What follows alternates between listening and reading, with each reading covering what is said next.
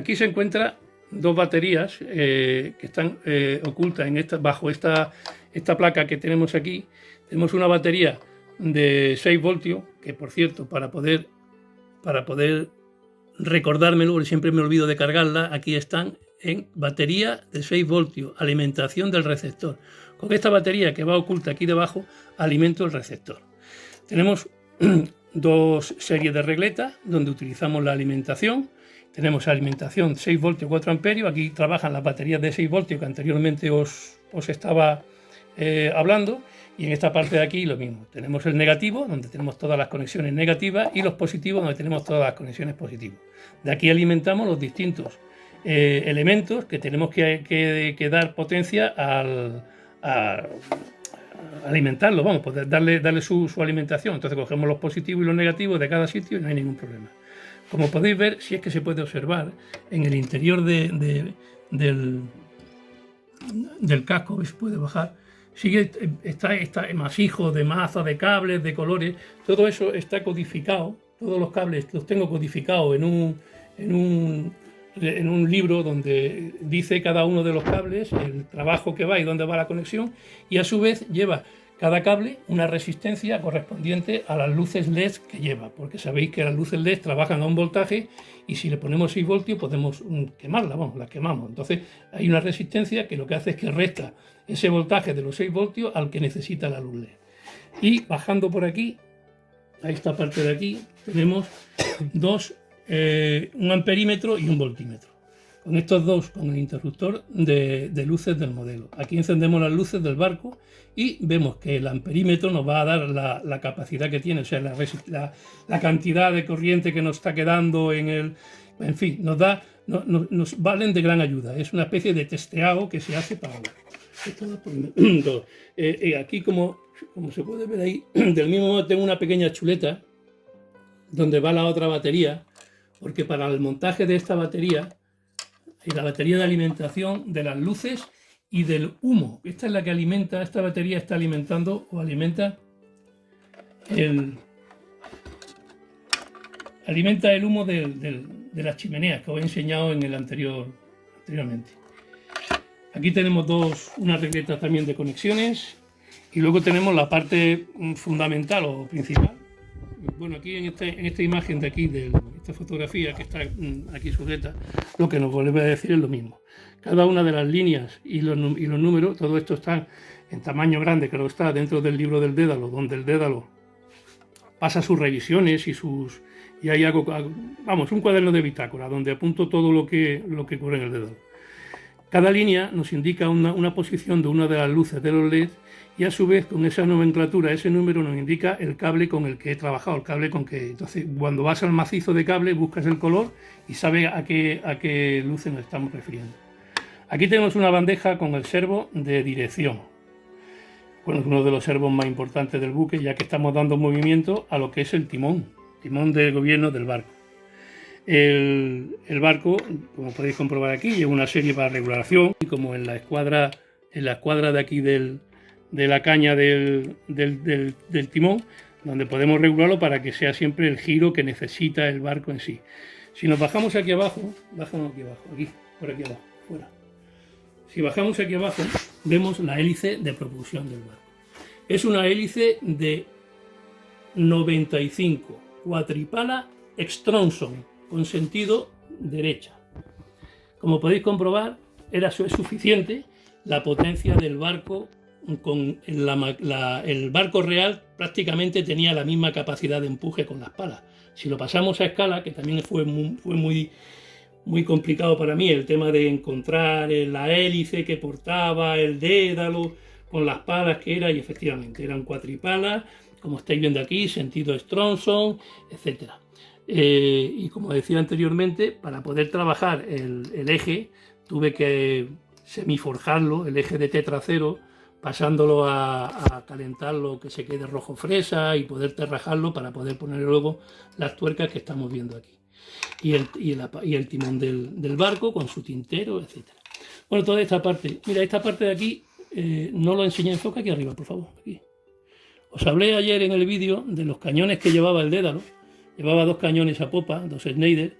realmente eran unos cañones de cortesía, porque el barco no era operativo como para repeler o hacer una agresión. De hecho, cuando en el desembarco de Alucema ocupó una de las partes más lejanas de la costa para que no fuese alcanzado por la artillería rifeña, ya que era una bomba ambulante, solamente con los gases que llevaba para poder hinchar los globos y tal, era una bomba en sí, no era más que otra cosa. Entonces, no sé, el sentido de tener un barco militar, pues normal que llevase algo de artillería. Llevaba 2 cañones a popa y 2 cañones en las amuras de estribor y babor, del mismo calibre, no llevaba más armamento. Bueno, y dicho esto, amigos del canal, creo, vamos a ponerlo por arriba un poco, una toma desde arriba que se ve. Podéis observar las distintas cubiertas y los distintos registros. Este registro es un registro hecho para tapar totalmente lo que es la cubierta de vuelo. Este otro registro realmente sería el registro que ocupaba el ascensor para subir los hidroaviones plegados del barco. Y esta parte, que es la parte más compleja a la hora de instalarla, de ponerla por su forma, es la parte que conforma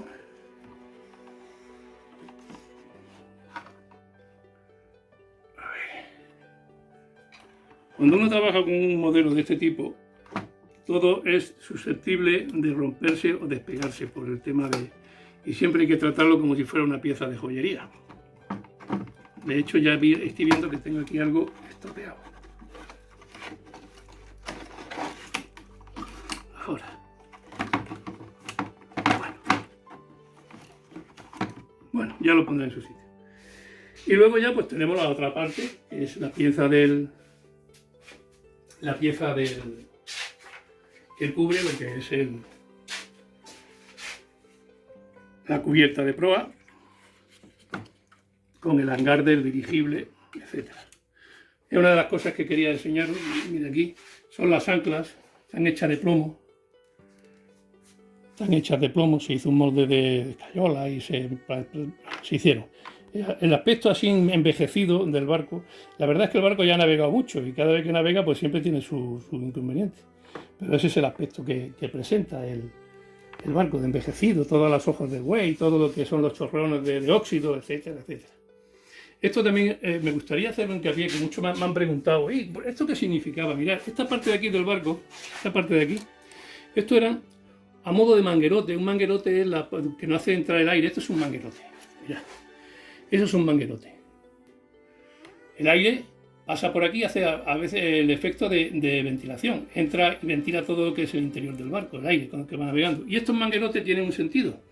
Como podéis comprobar, la parte superior no es como aquel que está ciego, sino que entra por aquí el aire y sale por aquí. Esto que tenemos aquí produce lo que se llama el efecto Venturi. Es decir, que en vez de, al mismo tiempo que el aire pasa por aquí a una velocidad por su diámetro, al salir por aquí el aire, aumenta su velocidad. ¿Y eso qué es lo que hace? Que aspira todo lo que había en la bodega interior del barco, donde se encontraba, como he dicho anteriormente, se encontraba para fabricar los gases, para alimentar los dirigibles y los globos. Y por consiguiente lo que hacía es renovar el aire con estos 4 manguerotes que llevaba el buque instalado en su cubierta de proa. Bueno, esa es una anécdota que quería contar. Y aquí veis los cañones Schneider, que os decía antes, en las amuras, que es lo que llevaba la artillería que llevaba el barco. Son 2 Schneider a estribor y a babor, y bueno, y todos los detalles que hay están sacados. Las luces, aunque están apagadas, aquí podéis ver las luces pequeñas, las luces que lleva de alimentación, de iluminación de la puerta. Luego tenemos una luz aquí, que es esta luz de aquí del mástil de proa. El mástil este es un mástil de atraque del Dédalo. La forma de operar el mástil largaba por este elemento, largaba lo que eran las amarras, y el dirigible ascendían y lo podían dejar cautivo aquí, atracado. Siempre la dirección del viento hacía que el dirigible se quedase a lo que es la crujía del barco. Si el barco giraba con el viento en una posición u otra, tenía este movimiento.